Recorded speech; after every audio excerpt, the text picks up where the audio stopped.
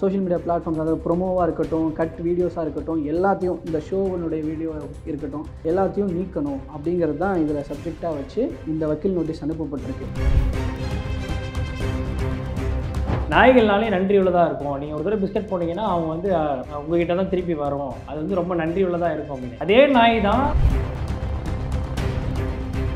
குழந்தைய இழந்தவன் எமோஷ்னலாக தானே பேசி ஆவான். அது ஒரு இழப்பை சந்திச்சவன் அப்படி தானே பேசி ஆவான். பட் எமோஷ்னலாக நீங்கள் அட்ரஸ் பண்ணாதீங்க அப்படிங்கிற ஒரு விஷயம் சொல்லும் பொழுதுலாம் வந்து என்னடா இவங்க இப்படி பேசுகிறாங்க அப்படிங்கிற மாதிரி தான் இருந்தது.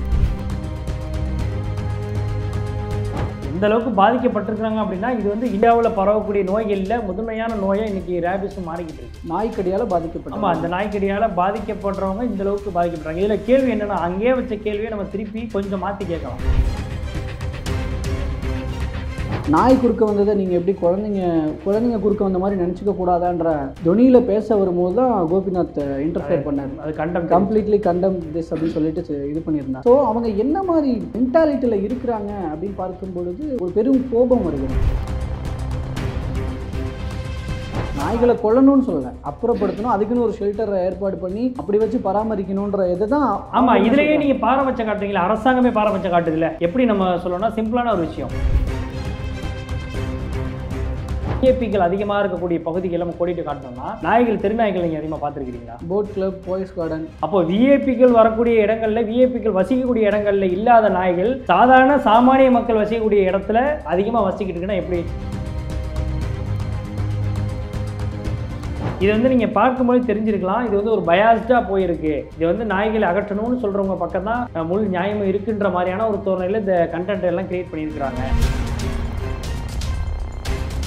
மனிதாபிமானம் இல்லாமல் நாய்கிட்ட மட்டும் தான் மனிதாபிமானத்தை காட்டணுங்கிற ஒரு குருட்டு புத்தி இருக்குது பார்த்தீங்களா? ஒரு குறுகிய வட்டத்துக்குள்ளே நீங்கள் நிற்கிறீங்க பார்த்தீங்களா? அங்கே தான் இங்கே பிரச்சனை தொடங்குது. நாயா மனுஷனான்னு பார்த்தா மனுஷனுக்கு தான் இங்கே இம்பார்ட்டன்ஸ் கொடுக்கணும். தெருவோரம் இருக்குது, காட்டு பகுதிகளையும் வசிக்குது, வீட்டு நகர்ப்புறங்களையும் வசிக்குது, கிராமப்புறங்களையும் வசிக்குது. எல்லா விலங்குகளுக்கும் அதே மாதிரியான ஒரு சரிசமமான ஒரு அணுகுமுறையை காட்டுங்களேன். ஏன் பாம்புக்கு பால் ஊற்றி வழங்கலை?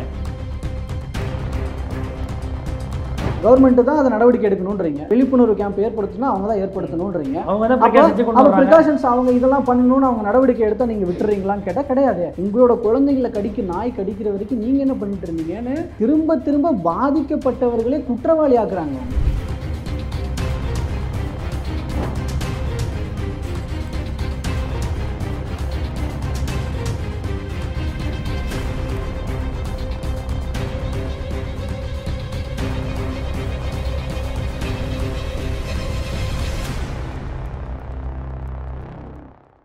வேலை வேண்டுமா? ப்ளூ ஓஷன் இருக்கிறது. 10th 12th டிப்ளமோ டிகிரி படித்தவர்களுக்கு உணவு, தங்குமிடம், இஎஸ்ஐ, பிஎஃப் இன்சூரன்ஸ் உள்ளிட்ட சலுகைகளுடன் அனுபவத்திற்கேற்ற நல்ல சம்பளம் 15,000 முதல் 30,000 வரை. பெண்களுக்கு முன்னுரிமை. 2,000க்கும் மேற்பட்ட வேலை வாய்ப்புகள் உள்ளன. இப்போதே தொடர்பு கொள்ளுங்கள். Blue ocean. ஐத்தமிழ் அனைவருக்கும் வணக்கம். இன்றைய பிஹைண்ட் தி செய்தி நிகழ்ச்சியில் நம்ம பேச இருக்கக்கூடிய தலைப்பு மிக முக்கியமான ஒரு தலைப்பு. நீயா நானா அப்படிங்கிற ஒரு தனியார் தொலைக்காட்சி நடத்தின ஒரு டாக் ஷோவில் டாக் லவர்ஸ் வெர்சஸ் நாய்களை அகற்றணும் அப்படின்னு சொல்லி பேசக்கூடிய நபர்கள் அப்படின்ற ஒரு தலைப்பில் நடந்த ஒரு விவாத நிகழ்ச்சி. இந்த நிகழ்ச்சியில் பேசினது மிகப்பெரிய அளவில் சமூக வலைதளங்களில் பல்வேறு விமர்சனங்களை முன் வச்சுட்டு இருக்கிறாங்க. ஒரு பக்கம் டாக் லவர்ஸ் என்று சொல்லக்கூடிய நாய்கள் ஆதரவாளர்கள் அப்படின்ற ஒரு பக்கம் வந்து பேசினதாக இருக்கட்டும், இன்னொரு பக்கம் அதை வந்து அகற்றணும், அதனால நாங்கள் பல்வேறு மக்களும் பாதிக்கப்பட்டு இருக்கிறாங்க, இன்னும் சொல்ல போனா பல்வேறு நபர்கள் ரேபிஸ் நோயால உயிரிழந்து இருக்கிறாங்க, அப்போ இதற்கு முறையான நடவடிக்கை தேவை அப்படிங்கிற அடிப்படையில் பேசக்கூடிய நபர்கள். இந்த தலைப்பை ஒட்டி பல்வேறு விஷயங்களை சமூக வலைதளங்களை விவாதிச்சிருந்தாலும் கூட இது தொடர்பாக சில கேள்விகளையும் பல்வேறு விமர்சனங்களையும் வைக்க வேண்டிய தேவையும் இருக்கு. அது குறித்து தான் நம்ம பேச போறோம். வணக்கம் கோபி.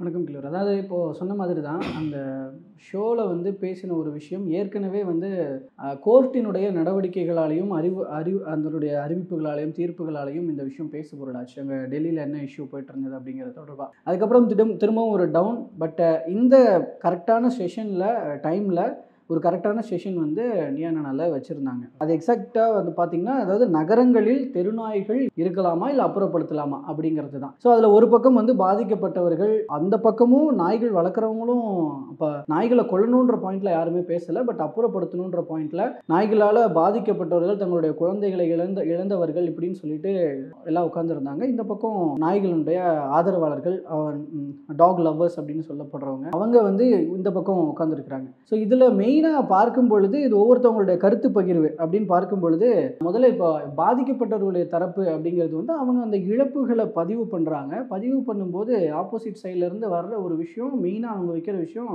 சார் உங்களோட இழப்பு எங்களுக்கு புரியுது, பட் அதுக்காக நீங்கள் இந்த விஷயத்தை எமோஷ்னலாக அட்ரஸ் பண்ணாதீங்க. இதெல்லாம் நான் பார்த்த விஷயங்களாக சொல்கிறேன்.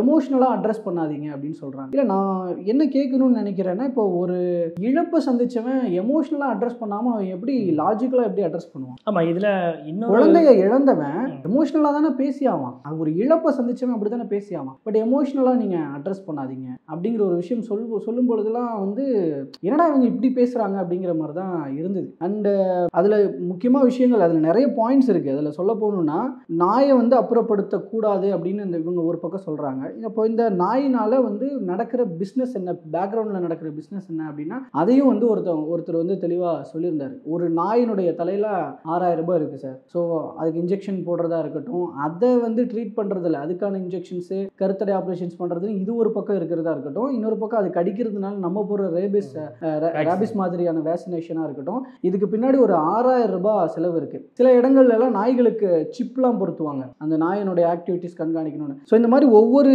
ப்ராசஸ்லையும் இவ்வளோ அமௌண்ட்டுன்னு ஆகும்பொழுது அது 6000 ரூபாயிலிருந்து 10,000 ரூபாய் வரைக்கும் இருக்குது அப்படிங்கிறது. ஸோ இதுக்கு பின்னாடி ஒரு பெரிய வியாபாரம் இருக்கிறதோ அப்படிங்கிற ஒரு கேள்வியும் அவருடைய அந்த கருத்து மூலமாக தெரிய வந்தது. இதில் எமோஷ்னலாக சொல்கிறவங்க, அதில் ஒரு தந்தை, எஸ்பெஷலி ஒரு தந்தை வந்து சொல்லியிருந்தார். ஆட்டோவில் பையனை கூட்டிகிட்டு போயிட்டு இருக்கும்போது நாய் குறுக்க வந்துருச்சு. நாய் மேலே மோதக்கூடாதுங்கிறதுக்காக திருப்பினப்போ ஆட்டோ விபத்துக்குள்ளானதில் என் 6 வயசு பையன் இறந்து போயிட்டான் சார் அப்படின்னு. இந்த பக்கம் ஒரு அம்மா சொல்கிறாங்க, இந்த மாதிரி குழந்தைங்க குறுக்க போயிருந்தா, எனக்கும் 2 தடவை ஆக்சிடென்ட் ஆயிருக்கு, குழந்தைங்க குறுக்க வந்து ஆக்சிடென்ட் ஆயிருக்கு, நாய் குறுக்க வந்ததை நீங்கள் எப்படி குழந்தைங்க குறுக்க வந்த மாதிரி நினச்சிக்க கூடாதான்ற தொனியில் பேச வரும்போது தான் கோபிநாத் இன்டர்ஃபியர் பண்ணார். அது கம்ப்ளீட்லி கண்டம் திஸ் அப்படின்னு சொல்லிட்டு இது பண்ணியிருந்தாங்க. ஸோ அவங்க என்ன மாதிரி மென்டாலிட்டியில் இருக்கிறாங்க அப்படின்னு பார்க்கும் பொழுது, ஒரு ஆஸ் அ வியூவராக நமக்கு பார்க்கும் பொழுது ஒரு பெரும் கோபம் வருகிறது. இந்த கோபம் அப்படின்ற விஷயத்தில், ஏன்னா இந்த விஷயத்துலேருந்து பேசினா தான் கனெக்ட் ஆகும்னு நினைக்கிறேன். நீங்கள் தொடருங்க. ஏன்னா இந்த நிகழ்ச்சி தொடர்பாக நீங்கள் அந்த நிகழ்ச்சியை பார்த்துருக்கிறீங்க. அந்த வகையில் வந்து பல்வேறு விஷயங்கள், கேள்விகள் உங்கள்கிட்ட இருக்கும். அதுக்கு முன்னாடி இந்த கோபத்துக்கு முக்கியமான காரணம் என்ன அப்படிங்கிறத நம்ம பார்க்கணும். ஏற்கனவே வந்து ரேபிஸ் நோயால் பாதிக்கப்பட்ட மாநிலங்களில் முதல்ல இருக்கக்கூடிய மாநிலம் தமிழ்நாடு. இது வந்து கோபிநாத்தும் அந்த நிகழ்ச்சியும் அவர் வந்து எடுத்து சொல்கிறாரு. இதில் நாய்கள் அதிகமாக கடிக்கக்கூடிய நபர்கள் அப்படின்னு பார்த்தா சாதாரண ஏழை எளிய மக்கள் பாதிக்கப்படுறாங்க. அவங்க தான் அதிகமாக கடி வாங்கியிருக்கிறாங்க. அந்த ரேபிஸ் கவுண்ட் சொல்கிறதுனால சொல்கிறேன். இந்த வருஷம் ஜனவரி மாதம் வந்து ஆர்டிக்கலில் போடப்பட்டிருந்தது. 2024 கணக்கின்படி தமிழ்நாட்டில் சுமார் 4,80,000 பேர் வந்து ரேபிஸால் பாதிக்கப்பட்டிருக்கிறாங்க. இது ஒரு மிகப்பெரிய ஒரு டேட்டா. ஏன்னா எந்த அளவுக்கு பாதிக்கப்பட்டிருக்கிறாங்க அப்படின்னா, இது வந்து இந்தியாவில் பரவக்கூடிய நோய்களில் முதன்மையான நோயை இன்னைக்கு ரேபிஸும் மாறிக்கிட்டு இருக்கு. நாய்க்கடியால் பாதிக்கப்பட்ட, ஆமாம், அந்த நாய்க்கடியால் பாதிக்கப்படுறவங்க இந்த அளவுக்கு பாதிக்கப்படுறாங்க. இதில் கேள்வி என்னன்னா, அங்கேயே வச்ச கேள்வியை நம்ம திருப்பி கொஞ்சம் மாற்றி கேட்கலாம். பணக்கார வீட்டில் வந்து இருக்கக்கூடிய சிறுவர் சிறுமியர்களை இந்த நாய்கள் கடிக்குதா?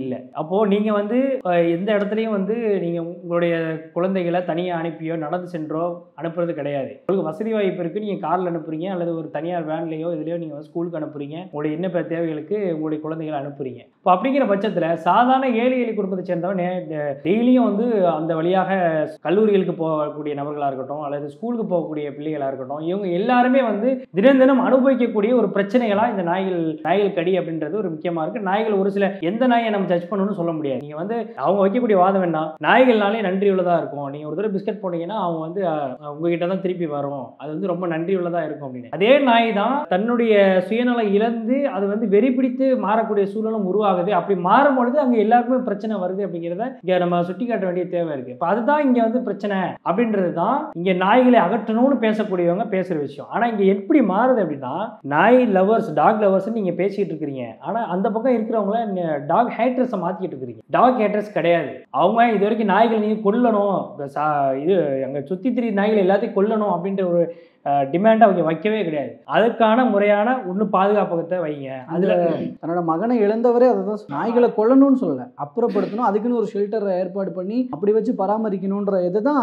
ஆமா, இதுலயே நீங்க பாரபட்சம் காட்டுறீங்களா? அரசாங்கமே பாரபட்சம் காட்டுதுல. எப்படி நம்ம சொல்லணும்னா சிம்பிளான ஒரு விஷயம், நம்ம பல்வேறு சென்னையிலேயே நீங்க வந்து பல ஏரியாக்களை சுத்தி இருப்பீங்க. அது குறிப்பா ஒரு சில பகுதிகளை நம்ம கோடிட்டு காட்டலாம். அண்ணா நகரை கோடிட்டு காட்டலாம். அதே மாதிரி விஐபிகள் அதிகமாக இருக்கக்கூடிய பகுதிகளை நம்ம கோடிட்டு காட்டணும்னா நாய்கள், தெருநாய்கள் நீங்க அதிகமாக பார்த்துருக்கீங்களா? Boat club, boys garden. அப்போ விஐபிகள் வரக்கூடிய இடங்கள்ல, விஐபிகள் வசிக்கக்கூடிய இடங்கள்ல இல்லாத நாய்கள் சாதாரண சாமானிய மக்கள் வசிக்கக்கூடிய இடத்துல அதிகமா வசிக்கிட்டு இருக்குன்னா எப்படி? அப்போ நீங்க வந்து உங்களுடைய தேவைக்காக, உங்களுடைய வசதிக்காக, உங்களுக்கு நல்லா சேஃப்டியா நீங்க வந்து சுதந்திரமா உங்களுடைய ஏரியாக்களை போகணும் அப்படிங்கிறதுக்காக நாய்கள் அகற்றினா அது சரி. அதுவே சாதாரண சாமானிய மக்கள் பாதிக்கப்படுறாங்க, அவங்க இதனால வந்து அதிக நாளுக்கு நாள் துன்பத்தை அனுபவிக்கிறாங்க, இதனால பல பேர் உயிரிழந்திருக்கிறாங்க அப்படின்னு அவங்களுடைய மனவலியை சொல்றாங்க. அது மூலமா நாய்கள் அகற்றணும், அதுக்கு முறையான ஒரு அரசு வந்து முறையான நடவடிக்கை எடுக்கணும், ஒரு பாதுகாப்புகளை உருவாக்கணும் சொல்றதுல என்ன தப்பு இருக்கு? அப்போ உங்களுக்கு வந்து ஒரு நியாயம், மற்றவர்களுக்கு ஒரு நியாயம் அப்படிங்கிறத இன்னைக்கு நீங்க மேலோட்டமா உட்கார்ந்து நீங்க ஒரு அப்பர் மைண்டட்ல பேசிக்கிட்டே நீங்க வந்து காலத்தை கடத்திடலாம், அல்லது உங்களுடைய இன்ஃப்ளூயன்ஸை பயன்படுத்தி நீங்க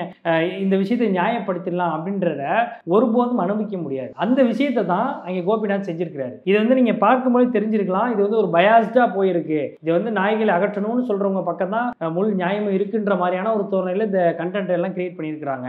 8 மணி நேரம் ஷூட் பண்ணாங்க, 45 நிமிஷத்துக்கு தான் போட்டிருக்கிறாங்க. நாங்க பேசின பல விஷயங்களை எடிட் பண்ணியிருக்கிறாங்க.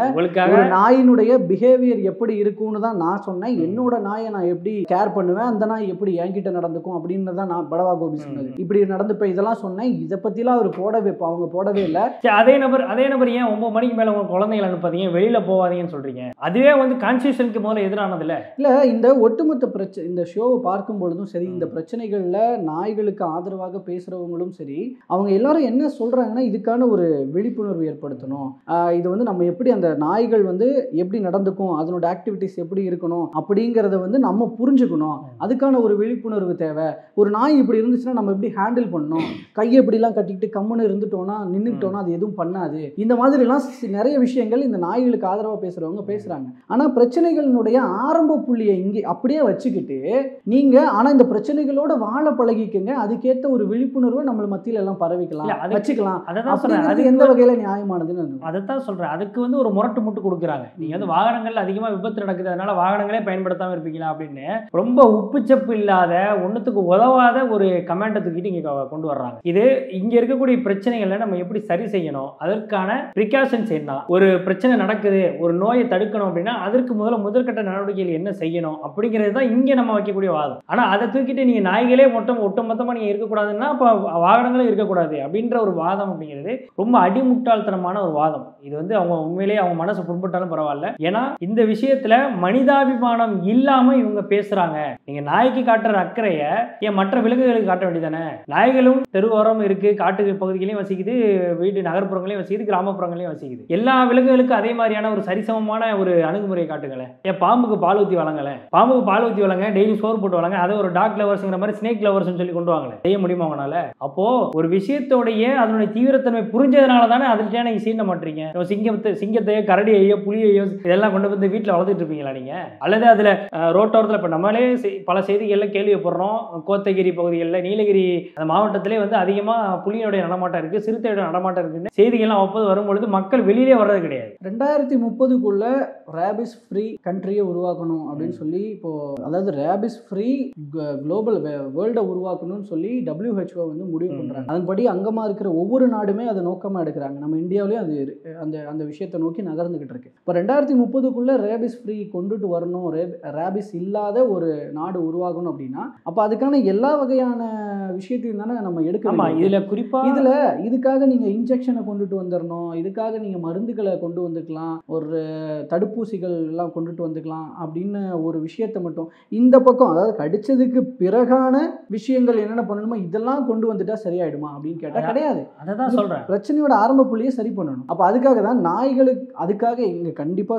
எல்லாம் இது நாய்கள் வேண்டாம்னு சொல்றவங்க நாய்களை கொல்லணும்னு யாரும் சொல்லவே இல்லை. அதுங்களுக்கும் வாழ்றதுக்கான உரிமை இருக்கு, கண்டிப்பா இருக்கு. அதே நேரம் நாய்களுக்கும் மனிதர்களுக்கும் இடையிலான கான்ஃப்ளிக்ட்டும் இல்லாத மாதிரி பார்த்துக்கணும் இல்லையா? அப்போ அந்த இடத்துல வந்து தெருநாய்கள் அகற்றப்பட வேண்டும் அப்படிங்கிறதுல ஒரு விஷயம் இருக்குது. இப்போது தெருநாய்கள் அகற்றப்படுற விஷயத்துலையே நான் ஒரு விஷயத்தை வந்து, ஏன்னா சின்ன வயசில் நீங்களும் பல இடங்களில் உங்கள் ஊர் சைடே நீங்கள் பார்த்துருப்பீங்க. சின்ன வயசில் என்ன பண்ணுவாங்கன்னா, ஊராட்சியிலையோ அல்லது வந்து பேரூராட்சிகளாக இருக்குது அப்படின்னா அதில் வந்து ஃபஸ்ட்டு ஆரம்ப காலகட்டத்தில் நாய்களுடைய இனப்பெருக்கு இது வந்து அதிகமாகிட்டு இருக்கு அப்படின்னு தெரு நாய்க்களை வந்து சுருக்கு வச்சு கொலை செஞ்சு அதை வந்து ஒவ்வொரு தள்ளு வண்டியில் நானே நேரில் பார்த்துருக்கேன். சின்ன வயசில் எனக்கு ரொம்ப ஒரு பரிதாபமாக எனக்கு அழுக கூட வந்திருக்கு. ஏன்னா நான் அதனால் அழுதுருக்கேன். ஏன்னா கண்ணு முன்னாடியே சுருக்கு போட்டு கொன்று அது இப்போ தள்ளு வண்டியில் சகஜமாக தெருக்களில் கொண்டு போயிட்டு இருப்பாங்க. ஆனால் அது வந்து ஒரு ப்ராப்பரான ஒரு சொல்யூஷனாக பார்த்தா கண்டிப்பாக கிடையாது. ஏன்னா எங்கள் ஊரில் அது எப்படி பண்ணியிருக்காங்கன்னா, இந்த பால்ரஸ் குண்டு இருக்கும் இல்லையா, அது துப்பாக்கியால் வச்சு துப்பாக்கியால் நெத்தியில் வச்சு சுடுவாங்க. ஏன்னா தலையில் அதுக்கு வந்து நாயை பொறுத்த வரைக்கும் வந்து எங்கே உடலில் எங்கே அடிபட்டாலும்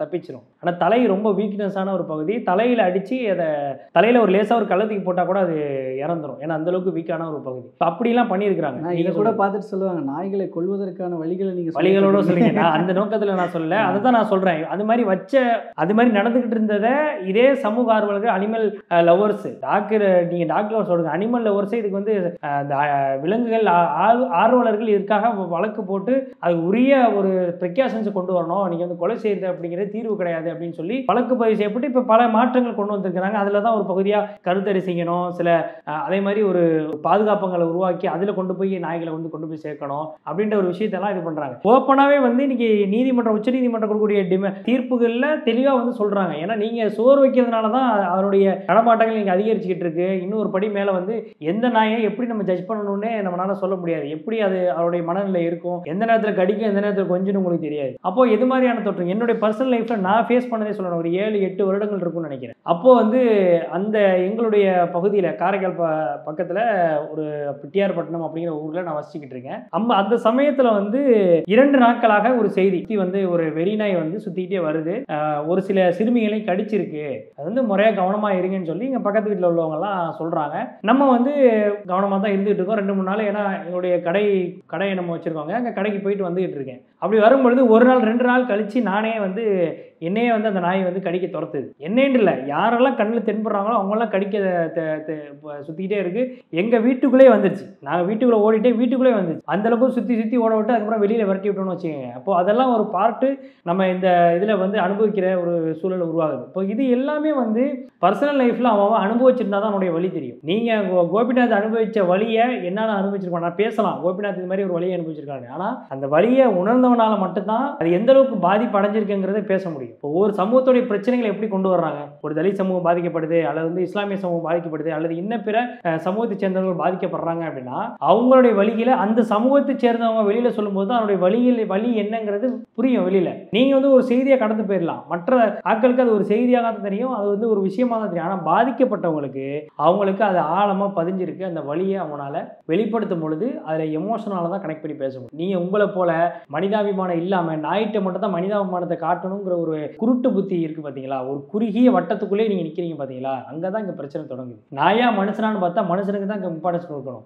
நாய்க்கு 5 அறிவு தான் இருக்குது, அதுக்கு வந்து நீங்கள் சொல்கிறதையோ அல்லது நீங்கள் செய்கிறது எல்லாத்தையும் இங்கே ஹியூமன் பீயிங் மாதிரி கேட்டு செய்யக்கூடிய வேலைகள் கிடையாது. அது ஜஸ்ட்டு அது ஒரு சில விஷயங்களை மட்டும் தன்னுடைய நாட்டாமை சொல்கிறாங்க அப்படின்னா அதை செய்யக்கூடிய வேலைகள் தான் நாய்க்கு செய்யும். அதுவும் ஒரு படி மேலே வெறி பிடிச்சிருச்சு அப்படின்னா அது தன்னுடைய நிலையில் இருக்காது. எப்படி மனுஷனுக்கு பைத்தியம் பிடிக்குதோ அதே மாதிரி தான். ஆனால் மனுஷனுடைய இயல்பான குணங்களை நம்ம பார்த்து தெரிஞ்சுக்கலாம். நாயோட குணத்தை எப்படி பார்த்தோன்னே தெரிஞ்சிருவீங்களா, அது எப்படி பிஹேவியரை கொண்டு வருது, அது எந்த அளவுக்கு வந்து பிஹேவியர்ஸை தன்னுடைய நிலைப்பாடை எப்படி வந்து இது பண்ணுதுன்னு வெறும் அந்த நாயை பார்த்து மட்டும் நம்மளால் ஜட்ஜ் பண்ண முடியாது. அதனுடைய நடவடிக்கைகளை ஒவ்வொரு அங்கமும் அது வந்து கடிக்க வரும்போது தான் நமக்கே தெரியும். இந்த சூழ்நிலை எல்லாத்தையுமே வந்து மாற்றப்படணும். இதுக்கான ஒரு ஆல்டர்னேட்டிவ் சொல்யூஷன் ப்ராப்பராக அரசு கொண்டு வரணுங்கிறது தான் இதனுடைய நோக்கம். ஆனால் இந்த பாயிண்ட்ல தான் நான் கொஞ்சம் சொல்லணும்னு நினைக்கிறேன். அங்கே அதில் பங்கேற்ற மகேஷ்ன்னு சொல்லிட்டு ஒரு ரைட்டர் ஒருத்தர், அவர் வந்து இந்த விஷயத்தை தான் பதிவு பண்ணார். நாங்கள் எதுக்குங்க உங்ககிட்ட நாங்கள் எதுக்குங்க சண்டை போட்டுக்கிட்டு வாதம் பண்ணிக்கிட்டு இருக்கணும், நாங்கள் அரசாங்கத்தை தான் கேள்வி கேட்கணும். இப்போ எங்களோட ரெப்ரசன்டேட்டிவ் அரசாங்கம் தானே, அரசு தானே, நாங்கள் அரசை தான் கேள்வி கேட்க முடியும்.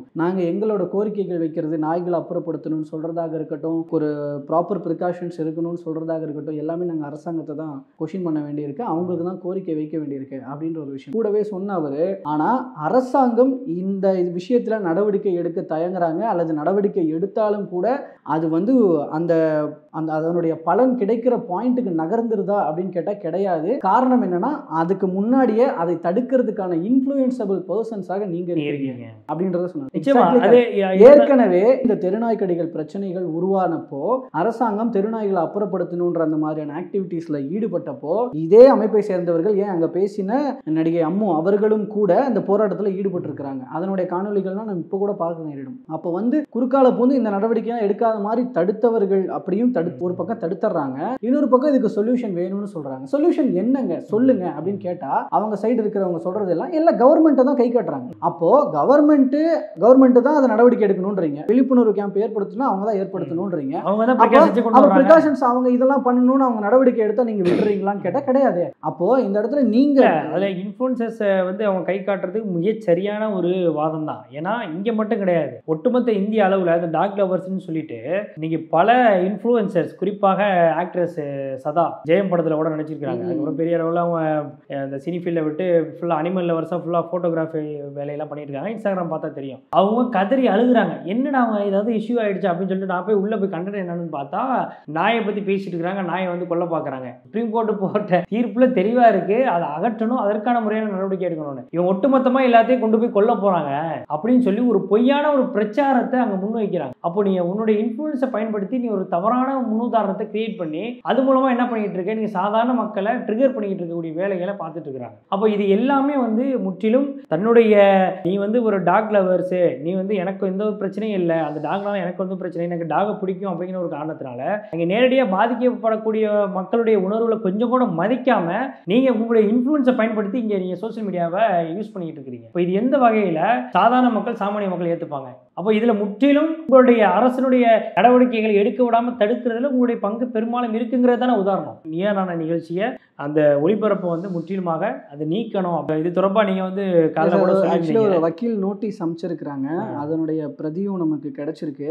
ஸோ அதில் யார் அனுப்பியிருக்கிறாங்க அப்படிங்கிறத தொடர்பான இதெல்லாம் மறைச்சிட்டு தான் இது வெளியாகி இருக்கு. ஸோ அதுபடி பார்த்தா விஜய் டிவியில் இருக்கிற மேனேஜிங் டைரக்டர்ல இருந்து எடிட்டர், ப்ரொமோ எடிட்டர்ல இருந்து இப்போ இம்பார்ட்டண்ட்டாக ஹோஸ்ட் பண்ண கோபிநாத் வரைக்கும் எல்லாரையும் கோட் பண்ணி இந்த வக்கீல் நோட்டீஸ் அனுப்பியிருக்கிறாங்க. ஸோ செய்திகள்லாம் ஆனால் கோபிநாத்துக்கு வக்கீல் நோட்டீஸ் அப்படின்னு தான் நமக்கு எல்லாருக்கும் செய்திகள்லாம் வெளியானுச்சு. ஸோ இதில் யார் யார் சம்மந்தப்பட்டவர்களாக அவங்க கோட் பண்ணியிருக்கிறாங்களோ எல்லாருக்குமா தான் போயிருக்கு, கிட்டத்தட்ட ஒரு 13 பர்சன்ஸ்க்கு போயிருக்கு. ஸோ அவங்களெல்லாம் கோட் பண்ணி தான் போயிருக்கு. அதில் சொன்ன இம்பார்ட்டன்ட் சப்ஜெக்ட் என்ன அப்படிங்கிறத ரொம்ப உள்ளார்ந்து பேசுறதுக்கு முன்னாடி இம்பார்ட்டன்ட் சப்ஜெக்ட் மட்டும் பார்த்துடலாம்னு நினைக்கிறேன். அதாவது demand for immediate take down and removal of all clips, promotions and related content from the social media platforms, cease and desist re-telecasting of Nia Nana talk show episode 409 Stray Dogs 409. Topic என்னன்னா stray dogs a threat or a responsibility due to incitement of violence and hatred towards animals. அதாவது என்ன சொல்றாங்கன்னா, அனிமல்ஸ்க்கு எதிராக ஒரு வெறுப்பை பரப்புற இந்த நியானா ஷோவை எல்லா சோஷியல் மீடியா பிளாட்ஃபார்ம்ல இருந்தும், சோஷியல் மீடியா பிளாட்ஃபார்ம்ஸ் அதாவது ப்ரொமோவா இருக்கட்டும், கட் வீடியோஸா இருக்கட்டும், எல்லாத்தையும் இந்த ஷோவனுடைய வீடியோ இருக்கட்டும் எல்லாத்தையும் நீக்கணும் அப்படிங்கிறது தான் இதுல சப்ஜெக்டா வச்சு இந்த வக்கீல் நோட்டீஸ் அனுப்பப்பட்டிருக்கு. ஸோ இதுக்கு என்ன பதிலாக அந்த சேனல் தரப்புல இருந்தும் நியானா ஷோ தரப்புல இருந்தும் கோபிநாத் தரப்புல இருந்தும் எல்லாம் வைக்கப்படுது அப்படிங்கிறத நம்ம நெக்ஸ்ட் தான் பார்க்கணும். நான் முன்னாடி பேசும்போது சொன்னேன் இல்லையா, அந்த ஒரு ரைட்டர் ஒருத்தர் சொன்னார், அரசாங்க நடவடிக்கை எடுத்தாலும் அதை தடுக்கிற இன்ஃப்ளூயன்ஸ் பர்சனாக நீங்கள் இருக்கிறீங்க அப்படின்னு. ஸோ இது கூட அப்படி தான் பார்க்கணும்.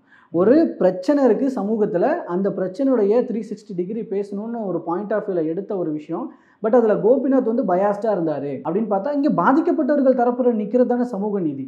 ஸோ அந்த வகையில் தான் கோபிநாத் அந்த இடத்துல செயல்பட்டு இருக்கிறாரு அப்படின்னு தான் புரிஞ்சுக்க முடியுது. ஏன்னா இது நம்பன்னு இல்லை, அங்கே இந்த ஷோவை பார்க்குற, இந்த சோஷியல் மீடியாவில் கருத்துக்கள் பகிர்ற மக்கள் வைக்கிற கருத்துக்களும் இப்படி தான் இருக்குது. ஸோ அதை தான் நம்ம மேற்கோள் காட்டியும் பேசுகிறோம். ஸோ அப்படிப்பட்ட ஒரு விஷயத்தில் இப்படியாப்பட்ட ஒரு இதை தான் அவங்களோட இன்ஃப்ளூயன்ஸ். நீங்கள் அந்த அம்மாவை சொன்னீங்களே, ஏற்கனவே அந்த போராட்ட வீடியோ நானும் பார்த்தேன். அப்போது அவங்க ஏதாவது ப்ரிகாஷன் கொண்டு வர்றாங்க, நீதிமன்றத்தின் மூலமாக அவங்க அதுக்கப்புறம் இந்த நியானா ஷோக்கு அப்புறம் அவங்க கொடுத்த இன்டர்வியூ ஒன்று பார்த்தீங்களா, விளக்கம் ஒன்று கொடுத்துருக்காங்க. அதில் விளக்கம் ஒன்று கொடுத்தது இருக்கட்டும், இன்னொரு இதில் பேசியிருக்கிறாங்க, குழந்தைங்களை நாய் கடிக்கிற வரைக்கும் என்னங்க பண்ணிட்டு இருந்தீங்க, நாங்கள் எங்களோட 4 கால் குழந்தைகளினுடைய குரல் தகவல் கேட்டாலே நாங்கள் போய் எட்டி என்னன்னு பார்க்குறோம், என்ன பிரச்சனைன்னு போய் பார்க்குறோம், அதுங்களுக்கு போய் ஹெல்ப் பண்ணுறோம். உங்களோட குழந்தைகளை நாய் கடிக்கிற வரைக்கும் நீங்கள் என்ன பண்ணிட்டு இருந்தீங்கன்னு திரும்ப திரும்ப பாதிக்கப்பட்டவர்களே குற்றவாளி ஆக்குறாங்க. இந்த நாய்களுக்கு ஆதரவாக பேசுகிறவங்க எல்லாரும் பாதிக்கப்படுறவங்களே குற்றவாளி ஆக்குறாங்க. நாய்கள் வந்து அது நாய்னா அப்படித்தான், அதனால நாய்கள் வந்து அதுக்காக அந்த நாய்களை எதுவும் பண்ணக்கூடாது, நீங்கள் தான் ஜாக்கிரதையாக இருந்துக்கணும் அப்படிங்கிறது என்ன மாதிரியான ஒரு இதுன்னு தெரியல. அவங்க என்ன சொல்ற அதான் இவங்க இறங்கி ரோட்ல நடக்கிற வரைக்கும், இவங்க இறங்கி அந்த ஒரு நார்மலான அந்த மிடில் கிளாஸ் லைஃப்பை வாழ்ற வரைக்கும் வாழ்ந்து அப்படி ஒரு நாய் வந்து அவங்கள பிடிச்சி கடிக்கிற வரைக்கும் அவங்களுக்கு அது புரியவே போறது இல்லை. சுட்டாதான் நெருப்பு பட்டாதான் பொறுப்புங்கிற மாதிரி. கரெக்ட். இல்லை இதுல விஷயத்துல நீங்க உங்களுடைய வாதத்திலேயே வச்சுக்கோமே, அவங்க சொல்ற மாதிரியே நாங்க வந்து நீங்க வந்து என்ன பண்ணிட்டு இருக்கீங்கன்னு கேட்குறாங்க. முறையான ஒரு சேஃப்டியோட இருந்தாலும் கூட வெளியில விளையாட விடுவாங்க. சில குழந்தைங்க வெளியில வருவாங்க, விளையாடுவாங்க. விளையாட எடுக்கும்போது திடீர்னு ஒரு நாய் வந்து கவுரு அது ஒரு வித்தின் ஒரு 2 செகண்ட் 5 செகண்ட் இருக்குமா, அது கிடைக்காது. என்ன தெருநாய்க்களை நம்ம எப்படி வேணா ஜட்ஜ் பண்ணலாம், ஒன்று அது பாட்டுக்கு போகுதுப்பா அப்படின்னு நினைச்சு நம்ம கம்முன்னு இருந்துருவோம். குழந்தைகள் அப்படிதான் இயல்பா நினைப்பாங்க, நாய் வருதுன்னா அது பாட்டுக்கு ஒரு ஓரமா போகுது அப்படின்னு சொல்லிட்டு அவங்க நினைச்சுப்பாங்க. எந்த நாய் உங்களை பிடிச்சி கடிக்க வருதுன்னு அவங்களுக்கு என்ன ஜட்ஜ் பண்ண முடியுமா? நம்மளாலே ஜட்ஜ் பண்ண முடியல. கரெக்ட். இந்த இடத்துல நானே அஃபெக்ட் ஆயிருக்கேன். எஸ். இப்போ இந்த இடத்துல தான் நானும் ஃபேஸ் பண்ண ஒரு விஷயம், ரியல் லைஃப்ல ஃபேஸ் பண்ண ஒரு விஷயம், என்னோட அம்மாவை நாய் கடிச்ச ஒரு விஷயம். ஆக்சுவலா அது எப்படின்னா, எங்களுடைய சொந்தக்காரங்க வீடு தான், அங்கே நாய் வளர்க்குறாங்க, அது வளர்ப்பு நாய் தான். எங்க அம்மா வந்து அவங்க வீட்டுக்கு வந்து பல தடவை போயிருக்கிறாங்க, வந்திருக்கிறாங்க. அப்படி போயிட்டு வர இடம் தான் அது. திடீர்னு ஒரு நாள் நின்று பேசிட்டு இருக்கும் போது கீழே கம்மன் நின்று பார்த்துட்டு இருந்த நாய் கை இப்படி, அவங்க நார்மலாக நின்று பேசிட்டு இருக்கும்போது கை இப்படி வச்சிருப்போம் இல்லையா, தொங்க போட்டிருப்போம். ஸோ அது என்ன நினைச்சதோ தெரியல, டக்குன்னு எங்கள் அம்மாவோட கையை கடிச்சது. நான் அந்த காயங்களை நான் நேரில் பார்த்தேன். அதுக்கான ட்ரீட்மெண்ட்ஸு அவங்க அந்த ஒரு நர்ஸ் ஒருத்தவங்க, லைக் அவங்க நர்ஸ்ன்னு நினைக்கிறேன், அவங்க சொன்னாங்க இல்லையா, நாங்கள் எதுக்குங்க 4 இன்ஜெக்ஷன் போடணும், இந்த தேதியில் ஒரு இன்ஜெக்ஷன், இந்த தேதியில் ஒரு இன்ஜெக்ஷன், 27ஆம் நாள் ஒரு இன்ஜெக்ஷன், நாங்கள் எதுக்கு 4 இன்ஜெக்ஷன் போடணும் அப்படின்னு கேட்டாங்க இல்லையா. அந்த மாதிரி 4 இன்ஜெக்ஷன் எங்கள் அம்மா போட்டாங்க. ஸோ அது எங்கள் அம்மா வந்துட்டு போகிறாங்கன்னு தெரிஞ்ச நாய் தான். தெரிஞ்ச நாயே திடீர்னு கடிக்கும்னு யாரும் எதிர்பார்த்துருக்க மாட்டாங்க. அப்போ நீங்கள் சொன்னபடி தான் ஒரு நாய், ஒரு வளர்ப்பு நாயே எந்த நேரத்தில் எப்படி பிஹேவ் பண்ணுதுன்றது தெரிய மாட்டேங்குது. அப்படி இருக்கும்போது ஒரு தெரு நாய் எந்த நேரத்தில் எப்போ கடிக்கும், அது என்ன மைண்ட் செட்டில் இருக்குன்னு எப்படி போகிறவர் எல்லாரும் புரிஞ்சுக்க முடியுமா? அதே நேரத்தில் யதார்த்தமான ஒரு விஷயம், அவன் இருக்கிற லைஃப்பில், ஓடிட்டு இருக்கிற லைஃப்பில் அவனோட யதார்த்தமான வாழ்க்கையில் நிறைய பிரச்சனைகளை ஃபேஸ் பண்ணிட்டு இருக்கான்.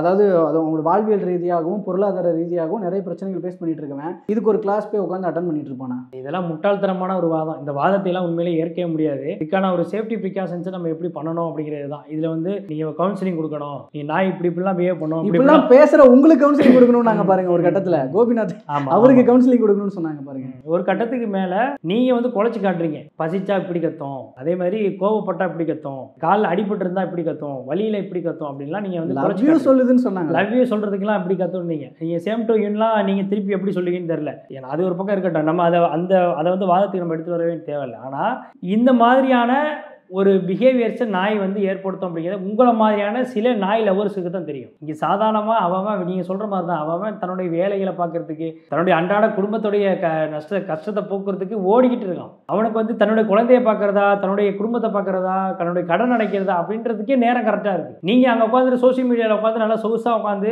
டாக் லவர்ஸ்ன்னு சொல்லிட்டு வீடியோ போட்டு நீங்கள் நல்லா பிரபலம் அடைஞ்சு அது மூலமாக வந்து ஒரு 10 பேர் திரட்டுறதுக்கான வேலைகளை பார்க்கலாம். ஆனால் உங்களுக்கு அதுக்கு கூட அந்த சோசியல் மீடியா பார்க்கறது கூட நேரம் இல்லை. அந்த சோசியல் மீடியாவில் என்ன நடக்குது, இதோடைய லைஃப் என்னங்கிறது தெரியாம கூட நீங்க பல பேர் சுத்திட்டு இருக்காங்க, அவங்களுடைய வாழ்க்கை ஓட்டத்தை ஓடிக்கிட்டு இருக்காங்க. ஆனா நீங்க டாக் லவர்ஸ்னு சொல்லிட்டு மற்ற நபர்கள், பாதிக்கப்படக்கூடிய நபர்களை நீங்க டாக் ஹேட்டர்ஸா மாத்தாதீங்க. அவங்க டாக் ஹேட்டர்ஸ் கிடையாது, அவங்க பாதிக்கப்பட்டவங்க. அதுக்கான சொல்யூஷனை கேட்குறாங்க. அவங்க என்றைக்குமே அந்த நாய்களை கொல்லணும்னு ஒருபோதும் கேட்கல.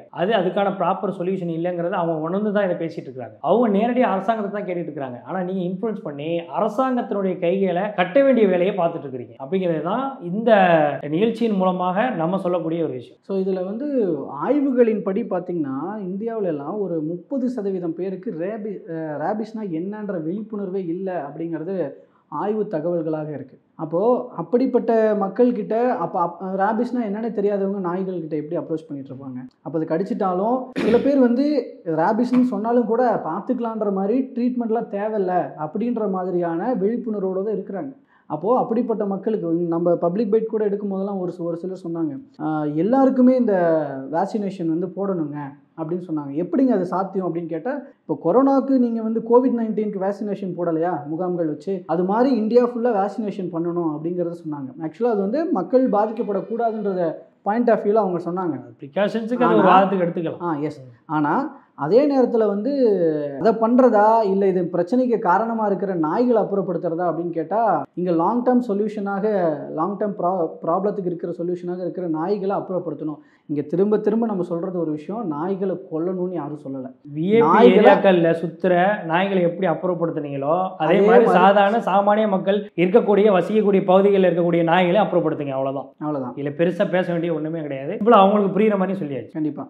ஆனால் இந்த விஷயத்தை பார்க்கலாம். ஏன்னா இந்த ஷோவை வந்து எப்படி எடுத்துகிட்டு போகிறாங்க அப்படின்னா, இல்லை அதாவது எதிராக பேசுகிறவங்க இல்லை higher classes versus lower and middle கிளாஸஸ்ன்ற மாதிரி இந்த ஷோவை எடுத்துகிட்டு போகிறாங்கன்ற மாதிரி குற்றச்சாட்டுகள்லாம் வைக்கிறாங்க. ஆக்சுவலி அவங்களோட லைஃப் சைக்கிள் இதெல்லாம் வச்சு பார்க்கும்பொழுது அப்படி தான் அணுக வேண்டியும் இருக்குது. ஏன்னா சொன்னது போல் விஐபிஸ் இருக்கிற இடங்களில் தெருநாய்கள் இல்லை, விஐபிஸ் நார்மல் மிடில் கிளாஸ் மக்கள் வாழ்கிற இடத்துல தெருநாய்கள் இருக்குன்னா அப்போ இந்த இடத்த அப்படியும் அட்ரஸ் பண்ண வேண்டி இருக்குல்ல. சொல்கிறவங்க எல்லாரும் காரில் போகிறவங்களா தான் இருக்கீங்க, சொல்கிறவங்க யாரும் நடந்து போகிறவங்களா இல்லையே. இதில் விஐபிஸ்ன்னு கோட் பண்ணி காட்டுறது பணக்காரர்களை தான் நான் கோட் பண்ணி காட்டுறேன், பணக்காரர்கள் தான். ஸோ அதனால் இதுக்கு எந்த மாதிரியான ஒரு சொல்யூஷன்ஸ் தேவை, கண்டிப்பாக அது வந்து இருதரப்பையும் பாதிக்காத சொல்யூஷன்ஸ் தேவை. அதே ஸோ அது அப்படிப்பட்ட சொல்யூஷன்ஸை அரசாங்கம் தான் கண்டிப்பாக எடுத்தாகணும். ஏன்னா ஒரு மிகப்பெரிய பிரச்சனைக்கு, சமூகம் சார்ந்த ஒரு பிரச்சனைக்கு சொல்யூஷன் கொடுக்கணும்னா அது அரசாங்கம் தான் கொடுக்க முடியும். அப்படி அரசாங்கம் ப்ராப்பர் சொல்யூஷன்ஸ் கொடுக்கும்போது நீங்கள் இன்டர்ஃபியர் ஆகாமல் இருந்தாலே சொல்யூஷன்ஸ் கரெக்டாக எட்டப்பட்டுரும் அப்படிங்கிறது தான். பொறுத்திருந்து பார்க்கலாம் இதில் என்ன பண்ணுறாங்க அப்படின்னு சொல்லிட்டு. மீண்டும் அடுத்த பிஹைண்ட் த செய்தி நிகழ்ச்சியில் வேற ஒரு தலைப்போடையும் அது சார்ந்த செய்திகளோடையும் கருத்துக்களோடையும் சந்திக்கிறோம். இப்போ இந்த தெருநாய்கள் பிரச்சனையில் உங்களுடைய கருத்துக்கள் என்ன அப்படிங்கிறதையும் நீங்கள் பதிவு பண்ணலாம். தெருநாய்கள் நகரத்துக்குள்ள மக்கள் வாழும் பகுதிகளில் இருக்கலாமா கூடாதா, அப்புறப்படுத்தணுமா வேண்டாமா அப்படிங்கிறதுல உங்களோட கருத்துக்களை கண்டிப்பாக கமெண்ட்டில் பதிவு பண்ணுங்கள். மறுபடியும் அடுத்த நிகழ்ச்சியில் சந்திக்கிறேன். நன்றி.